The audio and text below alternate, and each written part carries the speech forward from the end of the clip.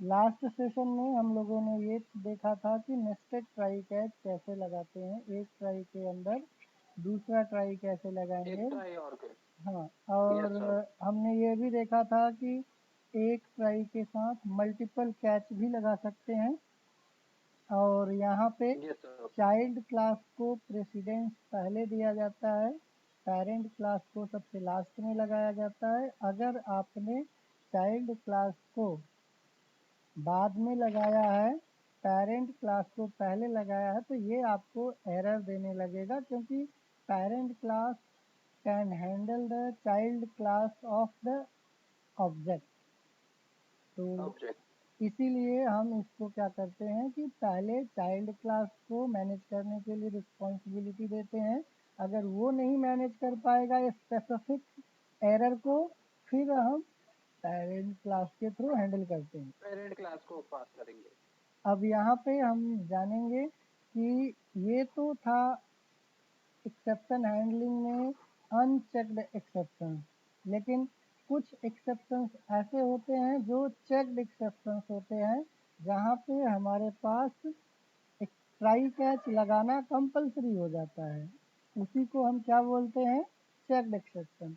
तो इसमें से हमारे पास कुछ ऐसी क्लासेस जावा में अवेलेबल कराई गई हैं जो चेक्ड एक्सेप्शन को जनरेट करती हैं।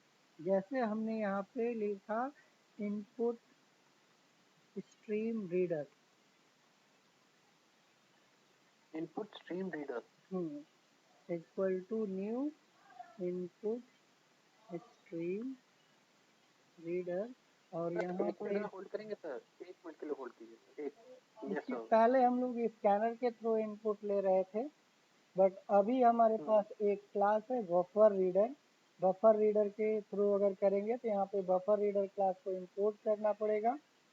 और जैसे हम बफर रीडर को इंपोर्ट करेंगे तो यहाँ पे हमारे पास system sys system dot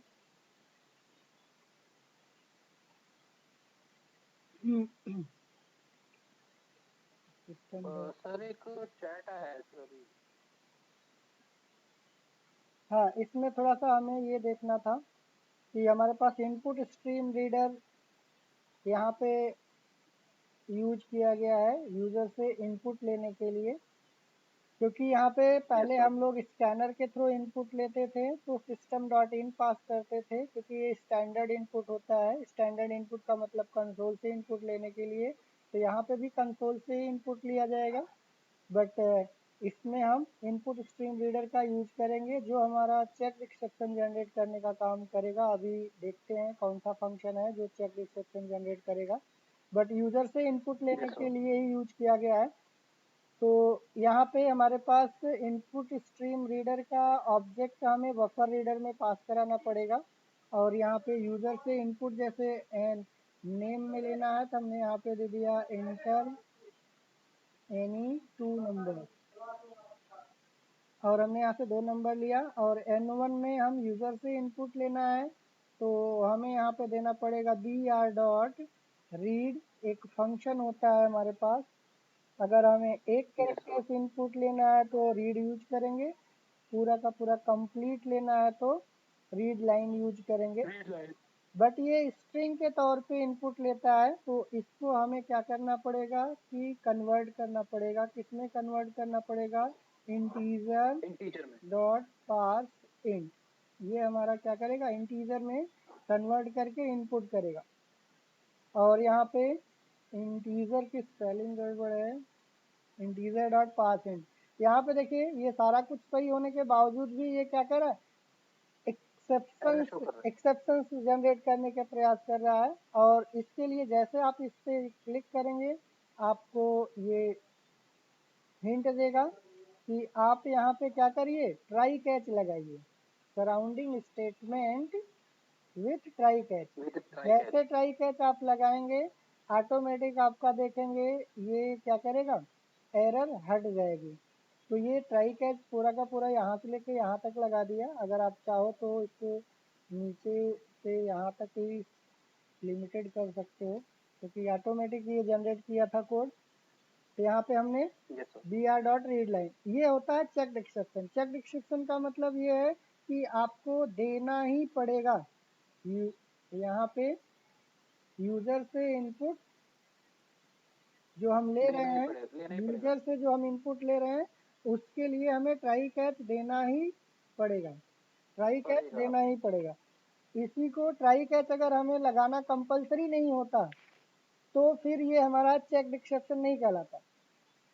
com वही कर रहा है, 2 नंबर यूजर से इनपुट लेने का काम कर रहा है, बट ये जो रीड लाइन फंक्शन है ये हमारा चेक्ड एक्सेप्शन जनरेट करेगा।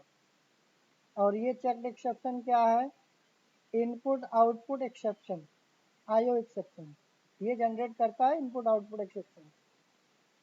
तो इसके अंदर आप मैसेज जो भी देना चाहते हैं, जैसे पहले दे रहे थे आप वैसे ही दे सकते हैं, इनवैलिड इनपुट। बाकी क्या एग्जैक्ट क्या एरर आई है, टेक्निकल एरर क्या आई है, वो अगर देखना है तो आप इसके रेफरेंस वेरिएबल को प्रिंट करा सकते हो।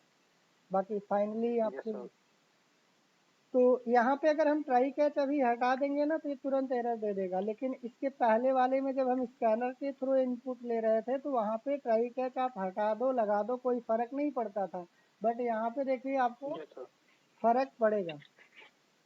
तो इस चीज़ को आपको ध्यान में रखना रहेगा, इसी चीज़ को मेनली डिस्कस करना था कि चेक्ड एक्सेप्शन हमारा क्या करता है, कंपलसरी होता है, ट्राई कैच लगाना ही पड़ेगा आपको चेक्ड एक्सेप्शन में।